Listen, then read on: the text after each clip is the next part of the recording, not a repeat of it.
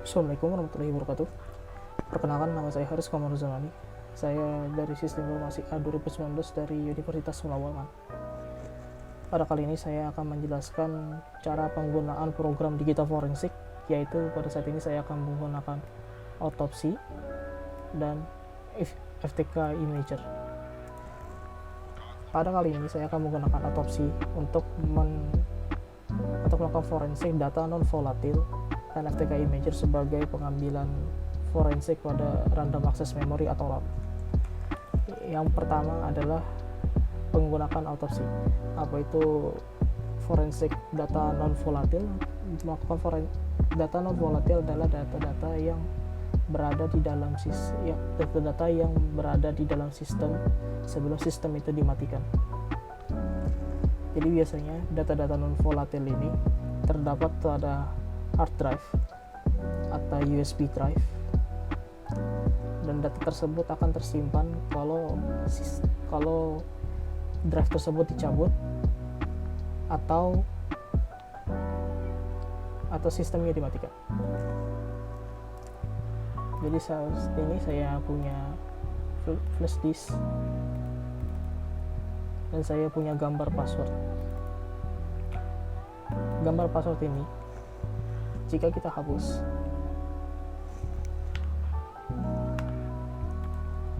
menurut kita datanya sudah bisa hilang, tapi sebenarnya data ini masih kita forensik untuk kita cek kembali dalamnya. Jadi untuk itu yang pertama kita lakukan adalah kita akan membuka FTK Imager untuk membuat image file dulu.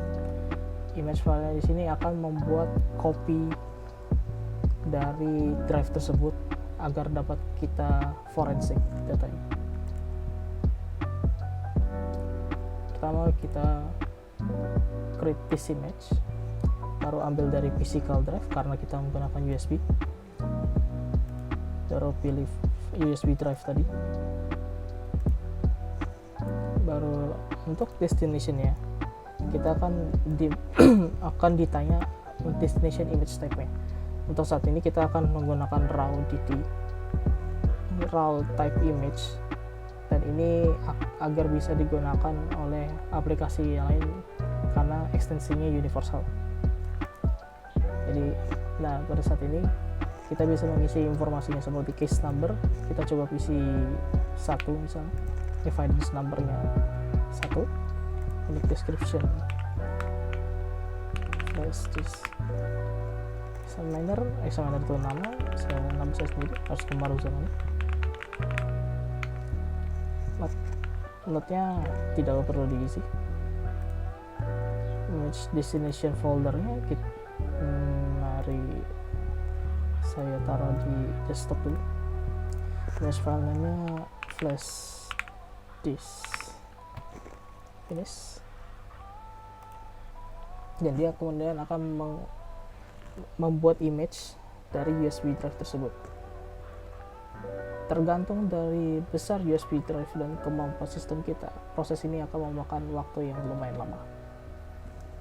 Jadi akan saya pause terlebih dahulu dan akan saya perlihatkan jika sudah selesai.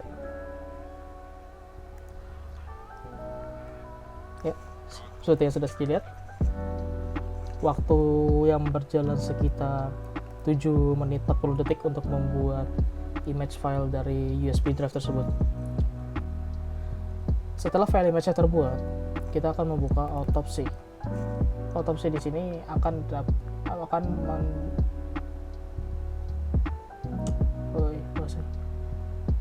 melakukan forensik pada image file yang telah kita buat dari flash disk tersebut.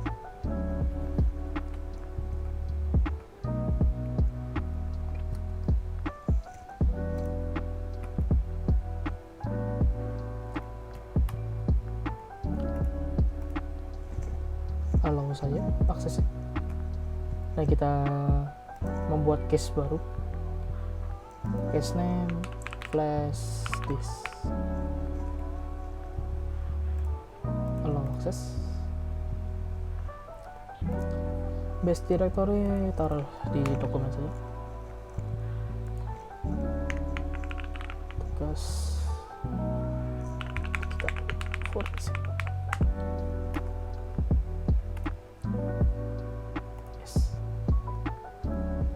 case number 1 examiner name-nya nama sendiri. Sebenarnya informasi ini optional saja, jadi sembarang mau diisi atau tidak. Dan ini akan memakan waktu.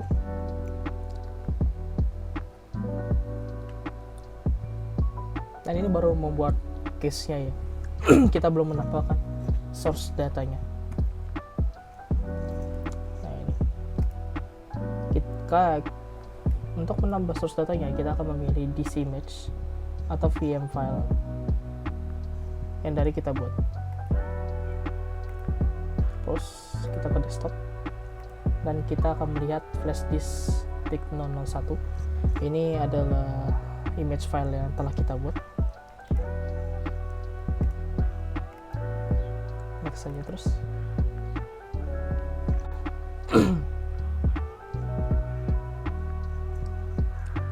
Dan ini akan mengecek data dari file tersebut. Dan ini akan memakan waktu lumayan lama tergantung dari ukuran session. Jadi akan saya pause sebentar dan akan saya ulangi kembali jika sudah selesai. Bisa dilihat data source telah ditambah dan dia sedang melakukan analisa dari file image tersebut. Dan kita di sini bisa melihat macam-macam yang bisa kita lihat, mulai dari file dari jenis extensionnya, dokumen, baru kita bisa melihat metadata dari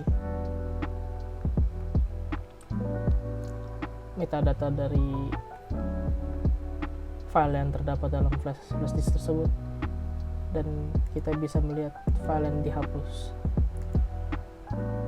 Mari kita lihat sini. Bisa kita lihat di sini. Ini adalah gambar dari password yang kita hapus, dan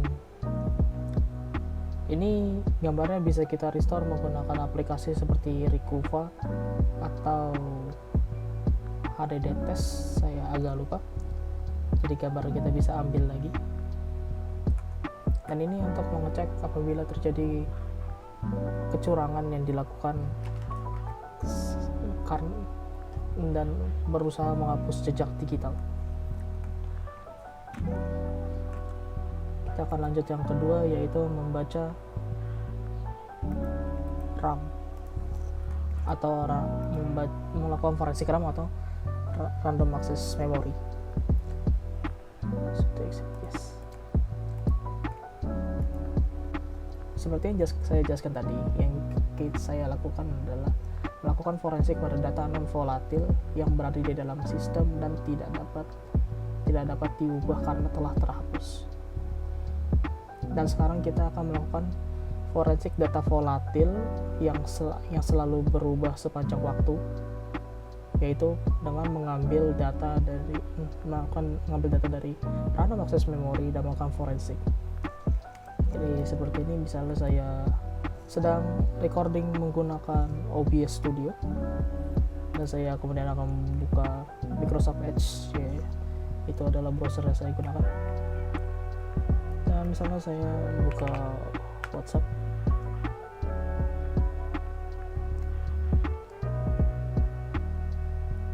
kemudian baru buka YouTube, lalu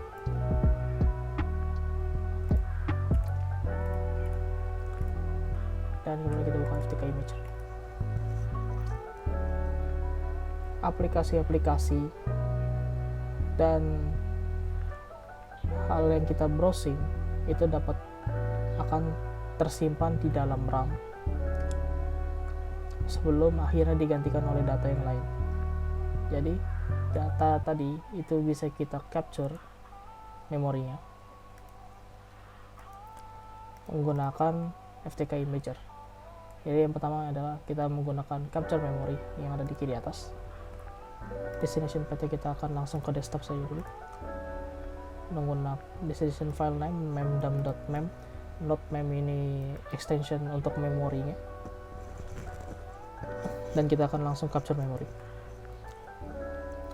Tergantung dari berapa banyak RAM yang digunakan, proses ini akan memakan waktu yang lumayan lama.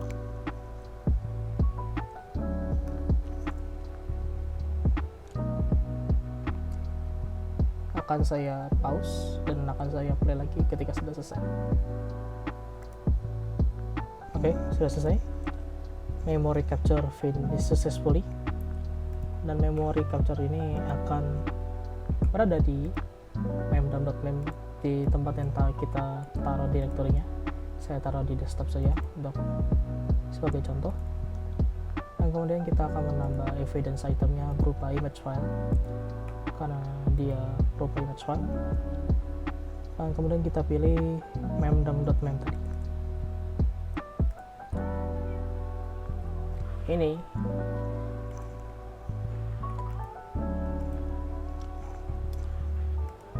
kode hex ini adalah informasi dari RAM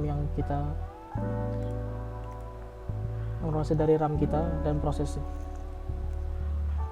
Mungkin ini seperti banyak kata-kata yang tidak beraturan, tapi kita bisa mencari apa yang kita searching dan apa yang kita buka lewat aplikasi seperti ini. Jadi contohnya tadi kita buka autopsy,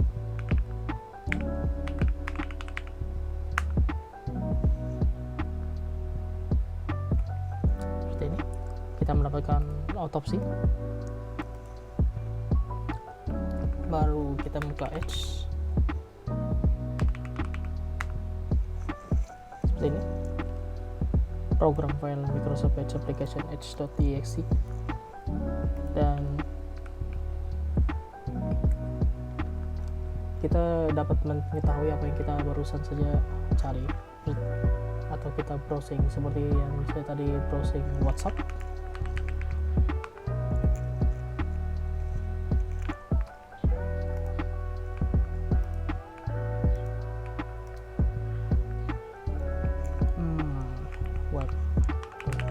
WhatsApp